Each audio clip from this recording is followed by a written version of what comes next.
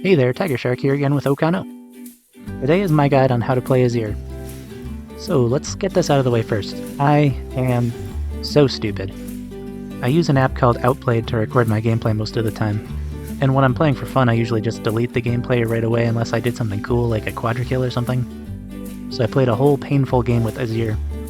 And then out of habit, I clicked the delete button on my gameplay. Man, that hurts. So instead of playing another game, I just used OBS to record the replay. So that's why my gameplay at the beginning looks different than usual. Anyway, on to the guide. Azir is a capitalist allegory. His kit is all about getting someone else to do his work for him. His passive resurrects turrets to do damage for him. I just learned as I was recording the abilities that his turrets are affected by his items, for example Shadowflame's crits and Leander's burn.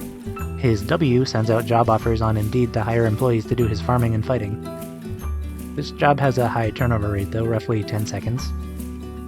His Q and E are basically just ordering the employees around.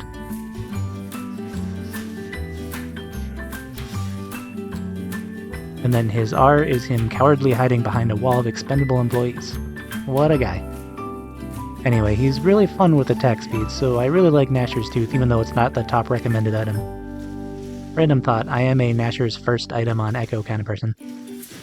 Combos and general tips. It's really nice to have a jungler to help you out, but when the Darius that's been free farming against an AFK Tryndamere shows up with Boots of Swiftness, what are you gonna do? Man, I love resetting executes. I'm not sure what made this buyer decide to ult me across the entire map under turret twice, but Azir really isn't someone you want to dive. If Briar didn't have so much mobility, or if I'd had flash either time, she would have just inted. Sometimes the best thing you can do is just resurrect a turret and mash your buttons. I didn't know what was happening this entire fight, and we somehow came out on top.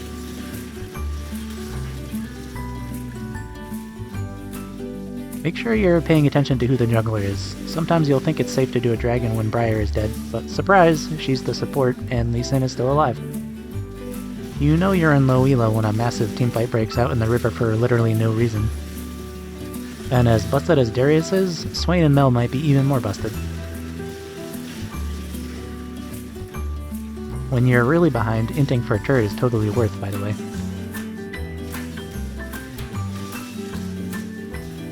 Have I mentioned how much I love the Atacan revive? So fun. Darius is such a cool champion, especially when he builds full movement speed and has feats of strength. And also has been free farming the entire game because Tryndamere disconnected after standing AFK in lane for the first 5 minutes. I'm having so much fun this season, you don't even know. Well, you don't need to see Darius just run down the rest of my team after that. Let's move on to the jungle. I really gotta say, I'm getting more and more convinced that movement speed is the most OP stat in this game. I'm always infuriated by being slower than my opponents, and slows also, like this Swain with his W and Rylai is constantly slowing me. For whatever reason, I always feel so slow even when I build Swifties and have full movement speed in my runes. And the addition of feats of strength has just made this all so much worse. And also all those CC, so I literally can't even press my buttons. Riot's removal of Legend Tenacity and the change of Unflinching really irk me. As the great Rav says, more CC equals more GG. I'm not even talking about my jungle gameplay, I'm just ranting. I mean, you already know Azir sucks in the jungle, do I need to make jokes about it?